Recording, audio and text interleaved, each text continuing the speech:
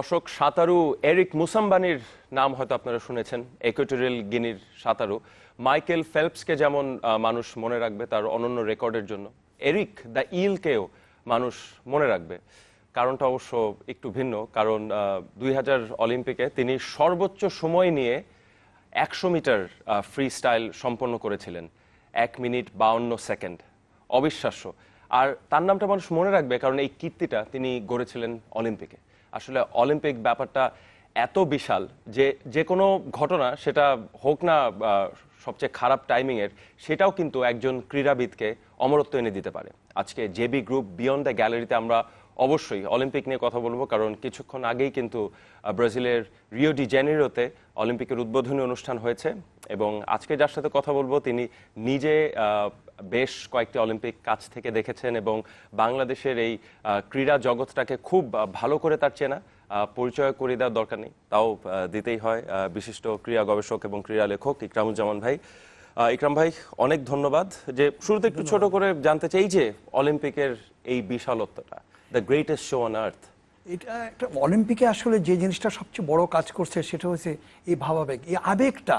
এবং অলিম্পিকে না গেলে বোঝা যায় না যে অলিম্পিক কি জিনিস এবং এই অলিম্পিকের জন্য কি হচ্ছে। কারণ এটা তো অলিম্পিক শুধু একটা গেমস না, এটা কিন্তু একটা অনেক বড় একটা ইন্সপিরেশন। অলিম্পিক শুধু খেলাধুলা এটা মুখ্য বিষয়, কিন্তু এর সঙ্গে জড়িয়ে আছে নীতি, আদর্শ, অনেক কিছু। এবং এখানে দেখেন শক্তির জন্য কথা বলা হচ্ছে, এগিয়ে যাওয়ার কথা বলা হচ্ছে, বীরাপনার গান গাওয়া হচ্ছে। অলিম্পিক অলিম্পিক কিন্তু পুরোপুরি একটা প্রেরণা এবং বিশ্বকে এগিয়ে নিচ্ছে। এটা এমন একটা মানে প্রেরণা যাতে সারা বিশ্ব এই অলিম্পিকের লাইট দিয়ে আলোকিত হচ্ছে। আপনি আগেই যেটা বলেছেন, দেখেন কেউ 1 মিনিট সেকেন্ডে পার হচ্ছে, কিন্তু সে কিন্তু ওই স্পিরিটটা রেখেছে, ওই যে সে সাঁতার কমপ্লিট করেছে। এটাও কিন্তু অলিম্পিকের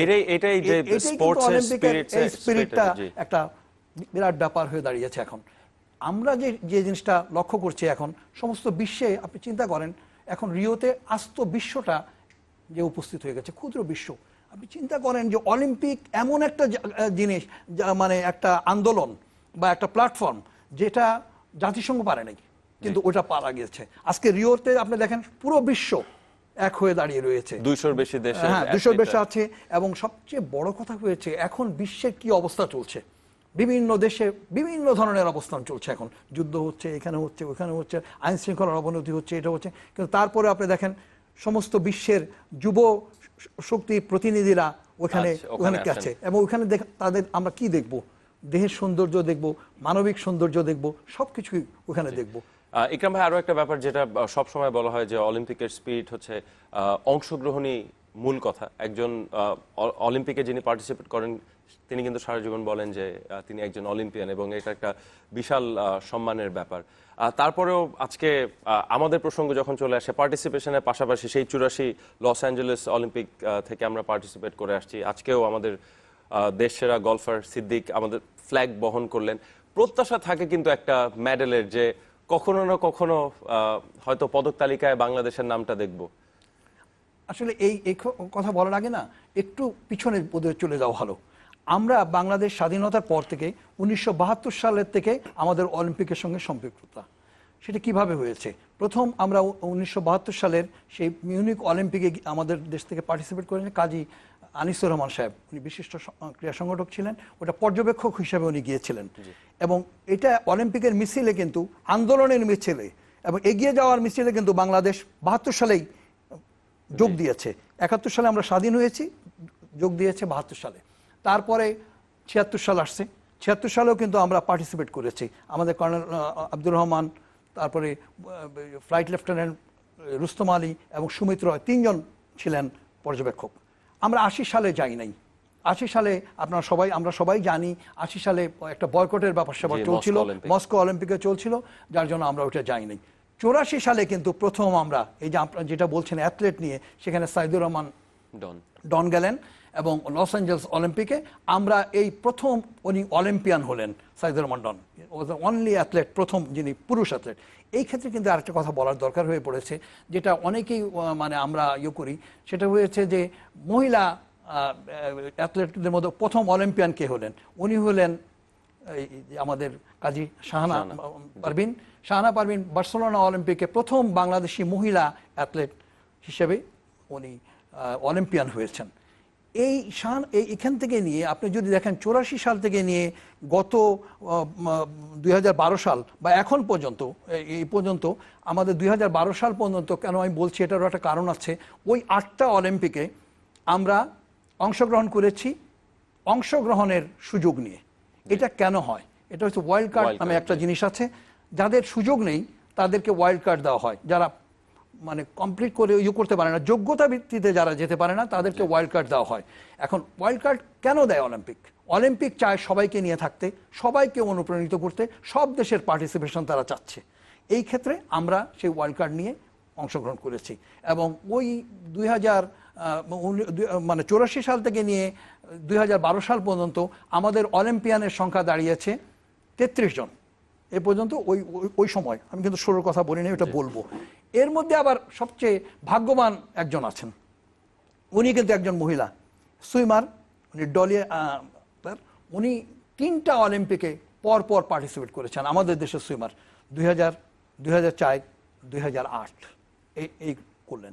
এবার এসে আমাদের জন্য সবচেয়ে একটা গর্বের বিষয় এবং আনন্দের বিষয়, সবচেয়ে বড় হয়েছে কি, এটা দেশের ক্রীড়া ইতিহাসে সবচেয়ে আনন্দের বিষয়, this is the first time আমরা একজন অ্যাথলেট সরাসরি সুযোগ পেয়েছেন, সিদ্দিকুর রহমান, যিনি আজকে আমাদের ফ্ল্যাগ ক্যারি করেছেন, উনি সরাসরি করবেন। ওনার সঙ্গে যে 6 জন গেছেন ওনারা কিন্তু সব ওয়াইল্ড কার্ডে যাচ্ছে। একটা ব্যাপার একটু ইকরাম ভাই বলি যে যদি অলিম্পিকের মূল মন্ত্রটা অংশগ্রহণই হয়, আর গত অলিম্পিকের কথাই যদি বলি, লন্ডন অলিম্পিকে মাত্র 85টা দেশ পদক তালিকায় ছিল। তো সেই ক্ষেত্রে এত বছর ধরে আমরা যে একজন ট্যালেন্টেড অ্যাথলিট পাইনি, প্রতিভাবান, আমি ইনফ্রাস্ট্রাকচার বাদ দিই, সংগঠকদের ভূমিকার কথা বাদ দিই, সেটাও কেন হলো না? সেটা কি একটা কাকতাল যে আরো তো 120টা দেশ পদক তালিকায় নিজেদের নাম তুলতে পারেনি? হ্যাঁ, ওই যে একটা জিনিস বললাম কি জানেন, একটা দেশের স্পোর্টস কিন্তু নির্ভর করে যারা দেশটা চালায় তাদের উপরে, তাদের ইচ্ছা অনিচ্ছার উপরে, তারা দেশকে স্পোর্টসে কিভাবে দিতে চাচ্ছে। এখন আমরা কেন ওইখানে পিছনে রয়ে গেলাম? আমাদেরও একটা কারণ কাজ করছিল যে আমরা কিন্তু অলিম্পিকের যে ভাবাবেগকে জীবিত রাখা, এগুলো কিন্তু আমরা যেভাবে বিশ্বাস করি এইভাবে বিশ্বাস করা না। আমাদের সঙ্গে কিন্তু খেলাধুলাটা জীবনের সঙ্গে জড়িয়ে নেই। আমাদের ক্রীড়া জগতেও কি সেই অলিম্পিকের স্পিরিটটা বিরাজমান আছে, যে আমরা কি সেটা আমাদের এখন যেটা বিরাজমান এত বছর ধরে যেটা ছিল, যেটা অপ্রিয় হলেও সত্যি, আমরা আমাদের অ্যাথলেটদের একটা স্বপ্ন সবসময় কাজ করছে, অলিম্পিয়ান হব। তো অলিম্পিয়ান হওয়াটাই শুধু আমাদের কাজ করেছে, কিন্তু অলিম্পিকে কিছু করতে হলে কিন্তু এমনি করা যায় না। অলিম্পিক একটা বিশাল ব্যাপার, এটার পিছনে কিন্তু অন্য জিনিস কাজ করে, যেটা আমি আগেই বলেছি যে দেশটা যারা চালান তাদের উপরেও কিন্তু অনেকটা। কিন্তু আপনারাই বলছিলেন যে শো শুরুর আগে যে সংগঠকরা কিন্তু অনেকটা গেছেন। এই অলিম্পিকে আমাদের একজন প্রতিনিধিত্ব করছেন ওয়েট লিফটিং এ জুরি বোর্ডের অংশ হিসেবে। ওটা তো আমাদের গর্ব, ওনারা ইন্টারন্যাশনাল জুরি হিসাবে যাচ্ছেন, ওনাদের কিন্তু আলাদা ব্যাপার। অলিম্পিকের ব্যাপারটা কি, আমাদের অলিম্পিকে যে আমাদের একটা তো কাজ আছে, বাংলাদেশ অলিম্পিক অ্যাসোসিয়েশন গঠিত হয়েছে 1978-এ, আমরা এটার আইওসি স্বীকৃতি পেয়েছি 1980 সালে, এবং তারপর থেকে কিন্তু এই সময় কিন্তু সবসময় কিন্তু বাংলাদেশ যাচ্ছে। এখন বাংলাদেশ যাচ্ছে কেন? পার্টিসিপেট করা, ইয়েস, পার্টিসিপেট করতে হবে, কিন্তু পার্টিসিপেশনের জন্য সববারই খালি অভিজ্ঞতার জন্য যাওয়া। এবং আমরা যে আপনি যেটা বলছিলেন যে আমরা কেন যাই, আমরা ওই যে যাচ্ছি ওই যে অলিম্পিয়ান হতে হবে এবং একটা সুযোগ আছে বলে, কিন্তু এই সুযোগটা যদি না থাকতো তাহলে হয়তো আমরা অন্য ব্যাপারে ভাবতাম। এখন যে জিনিসটা এসে দাঁড়ালো সেটা হয়েছে কি, আমরা কিন্তু ওই সুযোগটার জন্য এবং এক্সপিরিয়েন্স গেইন করার কথা বারবার বলাতে আমাদের অনেক কিছু ক্ষেত্রে কিন্তু আমাদের এক ধরনের শিথিলতা চলে আসছে। আদৌ কি সম্ভব ইকরাম ভাই, যে যদি সত্যি মনে করেন যে এখন যারা অলিম্পিক ডিসিপ্লিনগুলোতে রুল করছে, যদি আমেরিকার কথা বলি, রাশিয়া বা চীনের কথা বলি, তাদের যেই অর্থনৈতিক অবস্থান, তাদের যেই সামাজিক কাঠামো, সেখান থেকে বাংলাদেশের একটা অ্যাথলিটকে 10 বছর ধরে তাকে যদি নার্চার করে কি আসলে সম্ভব? যে অবশ্যই সম্ভব। অলিম্পিক শিক্ষা হলো অসম্ভব বলে কোনো শব্দ নেই, সম্ভব। কারণ সুরিনাম কেন পারলো? আমাদের দেশের লোক সংখ্যা এখন 161 মিলিয়ন। সেই দেশের 161 মিলিয়নের দেশের কোনো কেউ এ পর্যন্ত ফাইনাল রাউন্ডে আমরা যেতে পারি নাই। না, কিন্তু কোন স্পোর্টটায় তাহলে আমরা ফোকাস করব? ওই যে আগে বলা হলো যে আগে ওই জিনিসটাকে আমরা আমাদের গোড়াতে যে জিনিসটা রয়ে গেছে যে আমাদের তো লক্ষ্য নাই, আমাদেরকে তো একটা লক্ষ্য ঠিক করতে হবে। অলিম্পিকে যেতে হলে কিন্তু লক্ষ্য ঠিক করতে হবে, এবং লক্ষ্য ঠিক করতে পারলে আমরা কিন্তু খেলাধুলাতে এই পর্যন্ত 45 বছরে প্রায় 6,700 কোটি টাকার বেশি খরচ করেছি ইনফ্রাস্ট্রাকচার ডেভেলপমেন্ট, এটা ওইটা বিভিন্ন জায়গায়। কিন্তু অলিম্পিকের গবেষকরা যে জিনিসগুলো বেরিয়ে এসেছে সেখানে দেখা গেছে যে আমাদের মুদ্রায় 5 কোটি টাকার মতো ইনভেস্ট করে সেখানে যদি ফ্যাক্টরি বানানো, ওই ফ্যাক্টরি মানে কি অন্য ফ্যাক্টরি, আমি ইকরাম ভাই একটু থামাচ্ছি। আমি আপনার কাছে আরো বিস্তারিত জানতে চাই যে কোন মানে সব ডিসিপ্লিনে তো আসলে সম্ভব হবে না, কোন ডিসিপ্লিনগুলো আমরা ফোকাস করতে পারি। কিন্তু তার আগে একটা ফোন নিয়ে নিব, একজন দর্শক লাইনে আছেন। আসসালামু আলাইকুম। হ্যালো, আসসালামু আলাইকুম। আমি হাফিজ ইকবাল, নাগাইশ ব্রাহ্মণপাড়া, কুমিল্লা থেকে বলছি। আমার প্রশ্নটা হলো ভাইয়া, আসলে অলিম্পিকে বাংলাদেশের একটা বিশাল বড় সম্ভাবনাময় বর্তমানে আমরা দেখতেছি। তো বিশেষ করে গলফে, যেহেতু সিদ্দিকুর রহমান সাহেব সরাসরি গলফ ইয়াতে চান্স পেয়েছেন অলিম্পিকে, তো উনার সম্ভাবনা কতটুকু এই ব্যাপারে যদি আপনারা একটু বলতেন। অবশ্যই সিদ্দিককে নিয়ে আমরা আলাদা করে কথা বলবোই, কারণ ইতিহাসের অংশ। এখন তিনি প্রথম ক্রীড়াবিদ হিসেবে সরাসরি সুযোগ পেয়েছেন। সেই আলোচনায় ফেরত আসি যে আপনার দৃষ্টিতে কোন ইভেন্টগুলো আপনার মনে হয় যে আমরা আসলে, আপনি দেখেন কতগুলো জিনিস, জিমন্যাস্টিক্স কি সম্ভব? জিমন্যাস্টিক্সও তো আমরা সিজার আসছিলেন, উনি কিন্তু একটা ইন্টারন্যাশনাল পদক পেয়েছেন। এখন এরকম করে না, হঠাৎ করে এটা হবে না, এটা একটা লক্ষ্য ঠিক করা দরকার আছে। এর জন্য কিন্তু ওই যে জাতীয় ক্রীড়া নীতি আমাদের সেই পুরনো অবস্থায় রয়ে গেছে। এখন ওইখানে বিশেষজ্ঞরাই ঠিক করতে হবে যে কি হবে। আজকে আপনি একটা জিনিস, অভিনব বিন্দ্রা আজকে ইন্ডিয়ান ফ্ল্যাগ ক্যারি করছিলেন আমাদের দেশের আসিফের সঙ্গে। উনি কিন্তু কমনওয়েলথে ম্যানচেস্টারে উনি হেরে রৌপ্য পেয়েছেন। এই বিন্দ্রাই কিন্তু ইন্ডিয়াতে এ পর্যন্ত ইন্ডিয়ার একটাই গোল্ড পেয়েছে, এবং 2008 সালে ছিল। আসিফ 2008 সালে আসিফকে আমরা বেজিং এ দেখি নাই, আর যন্ত্রণায় কাতরাচ্ছিলেন। আমি এইটাই বলছি যে আসিফ তাহলে শেষ হয়ে গেল কেন? এখন আমাদের কিন্তু এইটা পেট্রোলেশন শুধু এরকম না, লালন পালন করা। ওই যে আমি বলছিলাম যে অলিম্পিক পেতে হলে কিন্তু অলিম্পিকে খুব ছোট ছোট দেশও কিন্তু আমার সবাই পেয়েছে, পদক পেয়েছে। আমি সেটাই বলছি, সেটা কি যে আপনি হঠাৎ করে একজন ট্যালেন্টেড ক্রীড়াবিদ পেয়ে গেলেন, নাকি সবসময় সেটা পরিকল্পনা? না, পরিকল্পনা ছাড়া অলিম্পিক হবে না। ট্যালেন্টেড ক্রীড়াবিদ বলতে কিছু নাই, আপনার চ্যাম্পিয়ন ক্রীড়াবিদকে বানাতে হবে। চ্যাম্পিয়ন হয়ে কেউ জন্মগ্রহণ করতে পারে না এখন আর। এগুলো কিন্তু একটা প্রসেস, ওই প্রসেসের মধ্যেই আপনাকে যেতে হবে, এবং এই মানে 4 বছর 5 বছরের একটা দীর্ঘ পরিকল্পনাতে যেতে হবে। এখন আপনি বলবেন যে আমরা এটা কিভাবে যাব, মানে আসলে কিভাবে যাব? এতগুলো ডিসিপ্লিনে না, আমাদের এতগুলো ডিসিপ্লিন না। আপনি শুটিং এ, আমি এটা জানতে চাচ্ছি যে পার্টিকুলারলি যদি আপনারা শুটিং দেখেন, এটা এক্সপার্টরা ভালো বলতে পারবেন। এখানে যারা এক্সপার্ট আছেন ওনারা আরো ভালো বলবেন যে আমরা কোন কোন ইভেন্টে করতে পারবো। কারণ আপনি যদি মনে করেন যে সব ইভেন্টে দৌড় দেবেন, এর জন্য কিন্তু ক্রিয়া নীতি থাকে এবং লক্ষ্যগুলো কাজ করতে থাকে, এবং এর জন্য কিন্তু পিছনে সবসময় কাজ করা হয়, এবং কাজ করতে করতেই কিন্তু এগিয়ে যাওয়া। ইনভেস্টমেন্ট কিন্তু খুব বেশি লাগছে না, কিন্তু ওই যে আমি আগে বলেছি যে এটা ইচ্ছার উপর নির্ভর করবে। আপনি সেট করতে হবে যে আমি এই অলিম্পিকে এটা করতে চাই। প্রত্যেকবার অলিম্পিক আমরা অংশগ্রহণ করি, প্রত্যেকবার একটা মানে খুব দুঃখজনক, সববার একটা ভাঙ্গা রেকর্ড বাজানো হয় যে আগামী অলিম্পিকে আমরা সবাই প্রস্তুতি নিয়ে নিব। এবারও আপনি দেখেন মিডিয়াতে সেম জিনিসটা হয়েছে। সিদ্দিক ছাড়া যে 6 জন গেছেন, 6 জনই বলছে আমাদের প্রস্তুতি নিয়ে ওনারা অভিযোগ করেছেন। ঘাটতির কথা আমরা সবসময় শুনে আসছি। শুধু প্রস্তুতি ঘাটতি না, সব জায়গাতে কিন্তু প্রবলেম আছে। আপনি দেখেন অ্যাথলেট চলে গেছে, ওখানে টেকনিক্যাল পার্সন, কোচ নাই। এটা নিয়ে কথা বলতে চাই যে কারা এই বহরের অংশ হচ্ছেন, সেটা নিয়েও প্রতিবারই প্রশ্ন থাকে। অলিম্পিকে কর্মকর্তাদের অবশ্যই যেতে হবে, যাওয়ার দরকার আছে। কতজন যাবেন এবং তাদের যাওয়ার দরকার আছে, ওনারা যাবেন। কিন্তু আরো একটা ফোন নিয়ে ইকরাম ভাই প্লিজ। আসসালামু আলাইকুম, দর্শক কে বলছিলেন? আসসালামু আলাইকুম। জি, আমি মহিউদ্দিন আহমেদ বলছি, গ্যান্ডারিয়া সোনালী অতীত ফুটবল একাডেমির কোচ। জি মহিউদ্দিন ভাই।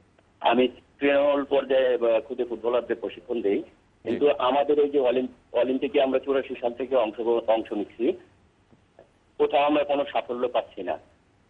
এটার জন্য আমাদের রাজনৈতিক যারা বিভিন্ন সময় ক্ষমতায় আসছেন তারা তো দায়ী। উনি আমাদের এই অতিথি সাহেব বলছেন, হ্যাঁ, খুব ভালো লাগলো।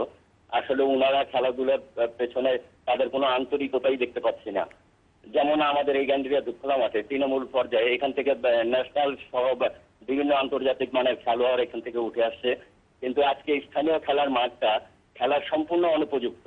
মেয়র সাহেব কয়েকবার বলার পরেও উনি মাঠটা সংস্কার করার কোনো দায় দায়িত্ব নিচ্ছে না বা কাজ করছে না। এখান থেকে ফুটবলার বা যে কোনো অ্যাথলেট আমাদের বিভিন্ন যে আমরা বুঝতে পেরেছি। ধন্যবাদ মহিউদ্দিন ভাই আপনাকে। যেই সমস্যার কথাটা বলছিলেন যে আপনি সেই ক্রীড়া নীতির কথা বলছিলেন, যেহেতু রাজনীতির কথাটা উঠেই আসলো, অলিম্পিকও কিন্তু এবার একটু আবার সামগ্রিকভাবে কথা বলতে চাই অলিম্পিক নিয়ে, যে অলিম্পিকও কিন্তু রাজনীতির বাইরে না। অলিম্পিকের কিন্তু রাজনীতির বাইরে না, এবং অলিম্পিকের আন্দোলনটা যদি আপনি দেখেন যে 1896 সাল থেকে নিয়ে এই পর্যন্ত যে 120 বছরের যে আন্দোলন, এখানে কিন্তু বাধা বিপত্তি সবকিছু আছে, কিন্তু তারপরেও কিন্তু অলিম্পিক সেনানীরা এটা টপকিয়ে যে একটা ভালো অবস্থানে আসার চেষ্টা করেছেন। এবং এইবারের শেষ পর্যন্ত কিন্তু এবারের অলিম্পিক নিয়ে কিন্তু অনেক রকম প্রবলেমের সৃষ্টি হয়েছে, ডোপিং আছে, এটা আছে, ওটা নিয়ে বিভিন্ন রকম সৃষ্টি হয়েছে, কিন্তু তারপরেও কিন্তু সুস্থ বিবেকের জয় হয়েছে। এবং অলিম্পিক কিন্তু সবসময় সুস্থ বিবেক এবং জয় চায় এবং প্রেরণা চায়। এবং আমার কথা হয়েছে যে এই যে আমি যেটা বলতে চাচ্ছি যে আমরা অলিম্পিকে যাই, অলিম্পিক নিয়ে আমরা করি, কিন্তু অলিম্পিকের প্রেরণাটা আমরা কাজে লাগাতে হবে। এবং কাজে লাগানোর কিন্তু প্রথম অবস্থানটাই ওই যে ওইসব জিনিস, যারা দেশ চালাচ্ছেন, যারা এতদিন দেশ চালিয়েছেন, এখন চালাচ্ছেন, তাদের ইচ্ছা অনিচ্ছা, তাদের সচেষ্ট না, তাদের ইচ্ছা অনিচ্ছা যে আমরা সত্যি অলিম্পিকে কিছু করবো কিনা, সেই স্বপ্নটা থাকতে হবে। ইকরাম ভাই একটা বিরতি নিচ্ছি। আপনারা দেখছেন JB group beyond the gallery, সাথে থাকুন, ফিরবো কিছুক্ষণের মধ্যে।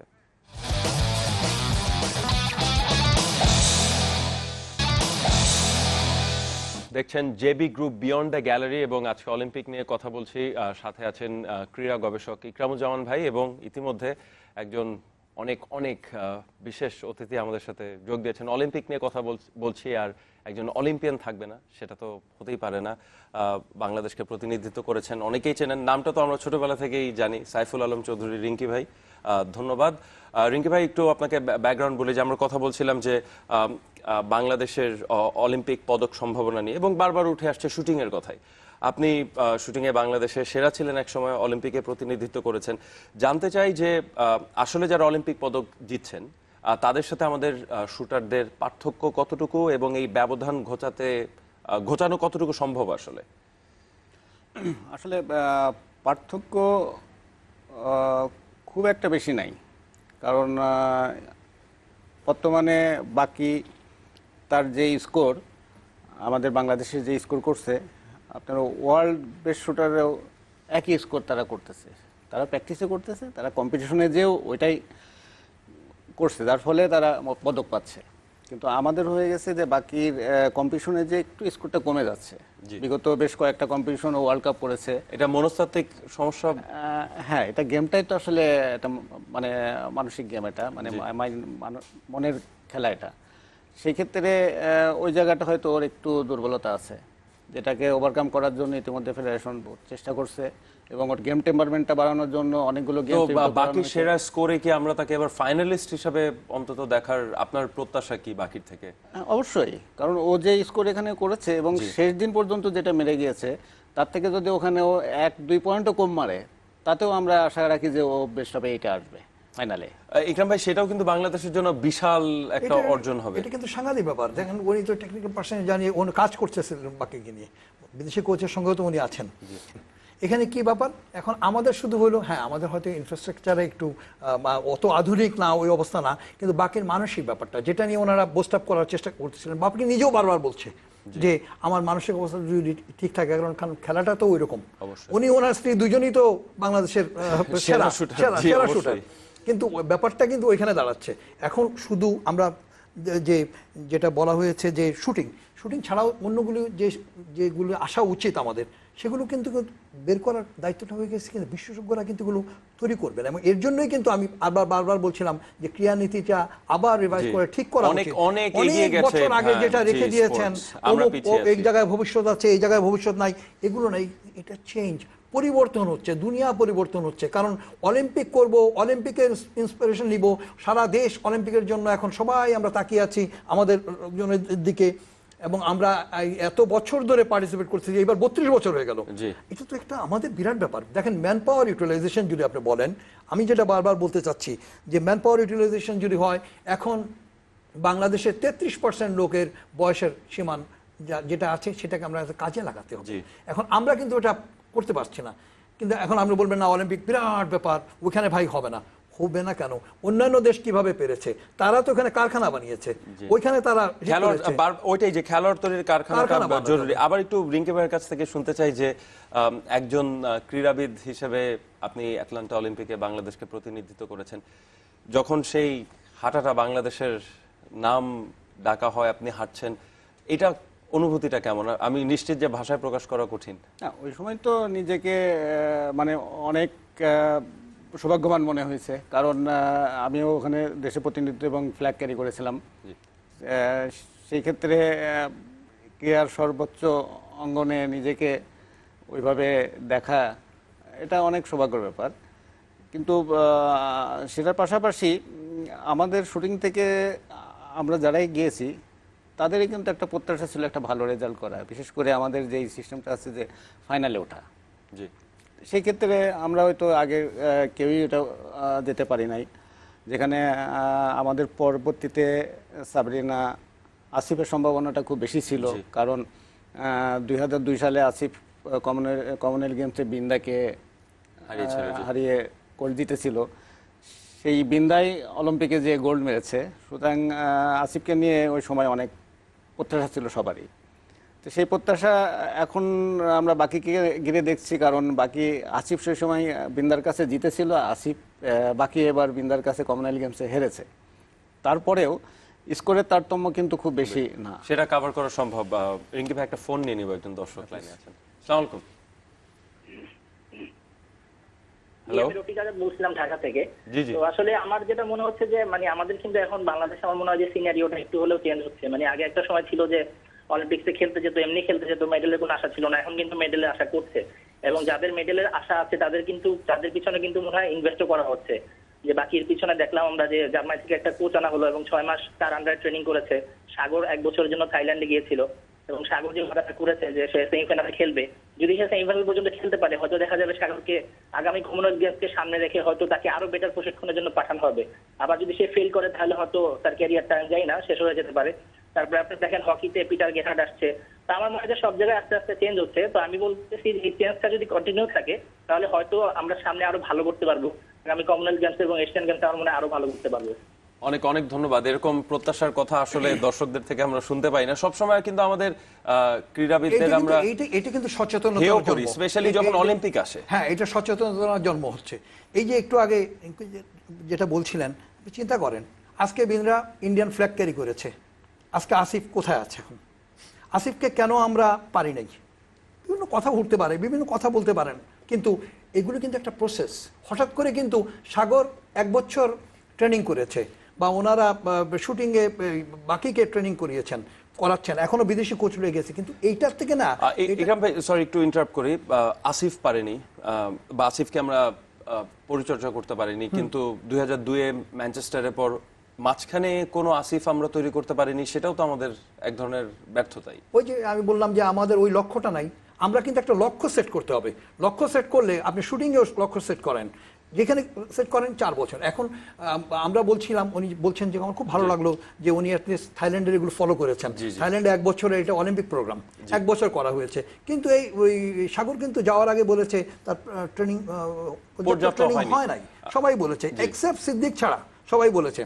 সিদ্দিক হয়তো প্রফেশনাল গলফার, স্বাভাবিক, তার প্রস্তুতিটাই কিন্তু আলাদা। কিন্তু এই কথাটাই বলার, এই যে আমরা এটা কেন হবে, আমার কথা হয়েছে যে আমাদের তো প্ল্যানিং করতে হবে, কারণ আমাদের চেয়ে অনেক ছোটরা পারছে, আমাদের অনেক বেশি লোক নিয়ে আমরা পারছি না। বিরতিতে যাবার আগে একটু রিঙ্কি ভাইয়ের কাছ থেকে শুনতে চাই সেই প্রশ্নটাই, যে আসিফই একমাত্র ছিল সবেধন নীলমণি, যে ওর প্রতি প্রত্যাশা ছিল, আর কোনো শুটার ছিল না যে যাকে আপনারা সেই পরিচর্যাটা করতে পারতেন, ওর সাথে যাই হয়েছে? না, আসলে আমরা এরকম আসিফ বাকি কিংবা এইগুলো ধরেন প্রতিভা উঠে আসছে খুব নগণ্য। আমরা প্রতিভা অন্বেষণ করে প্রতিভা তৈরি করার যেই সিস্টেম, ভাইয়া যেটা বললো যে আমাদের পরিকল্পনা not in place, আচ্ছা, ইভেন যে- আপনার আমাদের যে দর্শক উনিও কিন্তু তার ভিতরে ওই সেন্সটা আসছে যে আমরা এই অলিম্পিকটা হয়ে যাবে, তারপরে কিন্তু আর কোনো খেলোয়াড়ের কিন্তু কোনো খোঁজ থাকবে না। কিন্তু আজকে ইন্ডিয়া এত আগাই গেল কেন? ইন্ডিয়া তো একসময় শুটিংয়ে আমাদের থেকে পিছনে ছিল 95-97 সাল পর্যন্ত। বিন্দারা যে ইভেন্টে গোল্ড মেরেছে সেই ইভেন্টেই তারা আমাদের কাছে ছিল না, 10 পয়েন্ট পিছনে ছিল। সেখান থেকে পরিকল্পনার জন্য এত তারা পরিকল্পনা নিয়েছে কি, তারা অলিম্পিক পরিকল্পনা, তারা কিন্তু কোনো কমনওয়েলথ গেমস, কোনো এশিয়ান গেমস পরিকল্পনা করে না। অলিম্পিক পর্যন্ত নিয়েছে, এর ভিতরে কমনওয়েলথ গেমসের তাদের মেডেল এখন অনেক সহজ হয়ে গেছে, এশিয়ান গেমসও তারা মেডেল পাচ্ছে। তা আমাদের 4 বছরের পরিকল্পনা করলে হবে না, আমার হিসাবে করতে হবে 8 বছরের। আচ্ছা, কারণ হচ্ছে এখানে ইয়ুথ অলিম্পিক আছে, তাই না? আমরা ইয়ুথ অলিম্পিকটাকেও একটা টিম যদি ঠিকমতো সাজাই, তাহলে ওই ইয়ুথ অলিম্পিকের পরে সেটা আমরা প্ল্যাটফর্ম হিসেবে কাজ করবে। তখন মেন অলিম্পিকে রিঙ্কি ভাই আরো কথা বলবো, একটা বিরতিতে যেতে হচ্ছে। দেখছেন JB group beyond the gallery, সাথে থাকবেন।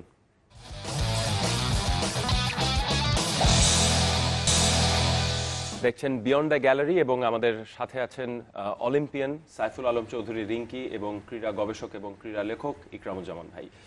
রিঙ্কি ভাই, শুরুতেই আবার সেই আলোচনা আসি যে অ্যাথলিটদের নিয়ে। আমাদের যখন কোনো খেলা হয়, এরকম ঘটনা অনেক হয়েছে বিভিন্ন গেমসে যে অ্যাথলিটরা পালিয়ে গেছে, তখন আমরা খুব লজ্জিত হই যে দেশের জন্য ডিসগ্রেসফুল। কিন্তু এই কারণটা কিন্তু আমরা কখনো খুঁজে বের করার চেষ্টা করিনি যে সেই অ্যাথলিটটা যে সারা জীবন নিজেকে বাংলাদেশের অলিম্পিয়ান হিসেবে পরিচয় দিতে পারতো, দেশে ফেরত আসতে পারতো, দেশের ক্রীড়াঙ্গনে ভূমিকা রাখতে পারতো, সে কেন পালিয়ে গেল? হয়তো দেশ তাকে কিছু দিচ্ছিল না বা তার এখানে কোনো ভবিষ্যৎ নেই। আসলে এটা আমি একজন ক্রীড়াবিদ হিসাবে যখন আমি অলিম্পিকে গিয়েছি, বিভিন্ন প্রোগ্রামে, এশিয়ান গেমস, কমনওয়েলথ, তো সেখান থেকে অনেকেই ফিরে নাই। তো এইটার একটা কারণ যে সমস্ত অ্যাথলেট যাদের হয়তো দেশে অবস্থান আছে কিছু করার, তারা এগুলো চিন্তা করে না। কিন্তু এই ধরনের কয়জন আছে যারা অ্যাথলেটিক্স খেলা আসছে, তাদের হয়তো ম্যাক্সিমামই তারা মধ্যবিত্ত কিংবা তারা তো ফিউচার চিন্তা করে, এবং তারা দেখছে পূর্বের ক্রীড়াবিদদের কি অবস্থা, যারা ভালো ভালো ক্রীড়াবিদ তারা কি অবস্থান আছে, তখন খেলা ছিল খুব ভালো ছিল, অবসরে যে তাদের অবস্থা খুব খারাপ। এই সমস্ত জিনিস দেখে তারা বাধ্য হয়েছে আমার ধারণা যে সেটেল হইতে বাইরে ভবিষ্যতে চিন্তা করে। তো এর থেকে উঠতে হলে আমাদের ক্রীড়াবিদদের স্পন্সরের ব্যবস্থা করতে হবে। কোনো স্পন্সর নাই আপনার এ পর্যন্ত শুটিংয়ের। আমার দেখা মতে শুধু কুতুব ভাই যখন মাস্টার চিফ ছিলেন, আসিফকে একটা স্পন্সর সে পার্সোনালি করে দিয়েছিল শুটিংয়ে, আমি এটাই দেখেছি। তাছাড়া ওইরকম আর কোনো স্পন্সর নাই। অন্যান্য খেলাধুলাতেও একই অবস্থা। কিন্তু পাশাপাশি আমি যেটা বলবো যে আপনি দেখেন ভারতে কিন্তু কোনো খেলোয়াড় পালায় না। কারণ কি? আমার জানা মতে, আমি শুটিংটাই জানি, অন্যান্য খেলোয়াড়দেরও একই, যেই শুটার কিংবা যে একটা অ্যাথলেট ন্যাশনাল টিমে চান্স পাচ্ছে কিংবা ন্যাশনাল টিমে হয়ে বাইরে খেলতেছে, তার কিন্তু স্পন্সর হয়ে যাচ্ছে, চাকরি হয়ে যাচ্ছে, হয় রেলওয়ে অথবা অন্য কোনো ডিপার্টমেন্টে এবং গভর্নমেন্ট। সেই পৃষ্ঠপোষকতাটা আছে যে তার ভবিষ্যৎটা কোনো না কোনোভাবে খেললেও নিশ্চিত করা হচ্ছে। ইকরাম ভাই, এই অবস্থার পরিবর্তন কি রাতারাতি সম্ভব? আমি কেন নিজে বা আমার সন্তানকে বা আমার ছোট ভাইকে আমি শুটিং করতে আমি কেন দিব? সে শুটিং এ সময় দিবে, পড়াশোনা থেকে দূরে থাকবে, পরবর্তীতে কি পাবে এক অলিম্পিয়ান হওয়ার গৌরব ছাড়া? হ্যাঁ, ওইটাই। এখন যেটা হয়েছে কি জানেন, দেখেন এখানে কিন্তু আর একটু যদি করেন, মানে এই ব্যাপারটা হচ্ছে দুটো জিনিস কাজ করছে। একটা হচ্ছে যে অলিম্পিকে বা ভালো অবস্থা করতে হলে কি করতে হচ্ছে, সমাজতান্ত্রিক দেশটা এবং ধনতান্ত্রিক দেশটা করছে, যেটা বলছিলেন। এই দুইটা দেশ থেকে কিন্তু গোল্ড হচ্ছে, মানে পদক দিচ্ছে। গোল্ড কিন্তু আলাদা জিনিস, পদক দিচ্ছে। পদক জেতা এটা একটা সাংঘাতিক ব্যাপার। একটা অলিম্পিকের পদক জেতার মানে একটা বিরাট ব্যাপার দেশের। এখন আমাদের যেটা হয়েছে, আমাদের কিন্তু এই সিস্টেমটা কাজ করছে না, কোনো রকম সিস্টেমই নাই। এখন আমরা এই কতদিনের জন্য করছি, ওই আবার ঘুরে আসতেছে যে আমরা যে একজনকে ঠিক করব, আমরা যে করব, কারণ আমাদের কোনো স্পন্সর নাই, যেটা উনি বলেই বলেন, আমাদের পিছনে কেউ কাজ করবে না। তাহলে আমাদের যদি স্পন্সর না থাকে, তাহলে তো আমাদেরকে we have to be selective. বিভিন্নভাবে আমাদেরকে অগ্রাধিকারটা তৈরি করতে হবে এই 3-4টা গেমসে, এবং এই 3-4টা গেমসে সরকারি পৃষ্ঠপোষকতা এবং পাশাপাশি পৃষ্ঠপোষকতা দরকার হবে, বাণিজ্যিক পৃষ্ঠপোষকতা। তাহলে কিন্তু এরা পুরোপুরি আত্মনিয়োগ করতে পারবে। 2008 সালে আমি নিজে বেইজিংয়ে দেখেছি, অলিম্পিক গবেষক মিস্টার লি আমার সঙ্গে কথা বলছিলেন, ওদের দেশে কেন হয়েছে, ওটা তো সমাজতান্ত্রিক দেশ, ওদের না একদম ওইখানের মধ্যে ঢুকাই দিছে, ওইটার মধ্যে কি করতে হবে না করতে হবে সব কিছু ওদের ঠিক করে দেওয়া হয়েছে। ঠিক করে দেওয়ার পরে সমস্যা তাদের আর হয় নাই। কিন্তু এইখানে এখন আমি অলিম্পিক, আমি সারাদিন সারা রাত সব কিছু কাজ, আমার চাকরি বাকরি ব্যবসা বাণিজ্য বাদ দিয়ে কাজ করব, কিন্তু আমার পরে কি হবে? অবশ্যই সেটা একটা অবশ্যই কি হবে? ব্যাপার। এই জিনিসটাকেই যদি আপনি ঢুকিয়ে দিতে পারেন, এইটাকেই যদি অগ্রাধিকারের মধ্যে ঢুকান, যে প্ল্যানিং এর মধ্যে ঢুকাতে পারেন, যে তাকে আমরা প্রোটেকশন দিব, তাহলে কিন্তু আমরা ভালো সেটাকে করতে অনেক পারবো। ধন্যবাদ ইকরাম ভাই। শেষ করবো, তবে রিঙ্কি ভাই আপনার থেকে শুনতে চাই যে বাকিকে নিয়ে আসলেই স্বপ্ন দেখতে পারি নাকি? স্বপ্ন বলতে আসলে আমাদের শুটিং এর এখন যেই সিস্টেমটা হয়েছে, ফাইনাল এবং কোয়ালিফিকেশন, প্রথমে কোয়ালিফিকেশন করবে, তারপরে ওখান থেকে বেস্ট 8 ফাইনাল খেলবে, এবং বেস্ট 8 যে সিলেকশন হয়ে যাবে তখন কিন্তু তার প্রিভিয়াস কোনো স্কোর আর কাউন্ট হবে না, তখন কিন্তু আবার নতুন করে সে প্রথমে 60 শট সে খেলবে, তারপরে ফাইনালে যাওয়ার পর ফাইনালের 8 জন 20 শট আবার খেলবে। তো ওই বাকি এবং ওই 20 শট ফাইনাল যারা খেলবে তাদের মধ্য থেকে কে গোল্ড পাবে এটা কিন্তু বলা যায়, যে 8 নম্বরে আছে সেও পেয়ে যেতে পারে। সেই প্রত্যাশার কথাটাই শুনতে চাচ্ছিলাম। অনেক ধন্যবাদ। আমাদের প্রত্যাশা যে বাকি প্রথমে বেস্ট অফ 8 আসুক। এক্স্যাক্টলি, অনেক ধন্যবাদ ইকরাম ভাই। রিঙ্কি ভাই আপনাকে ধন্যবাদ। আজকে এখানেই শেষ করছি, এবং সেই প্রত্যাশা নিয়ে যে হয়তোবা এবার হয়তো হবে। সবাই ভালো থাকবেন।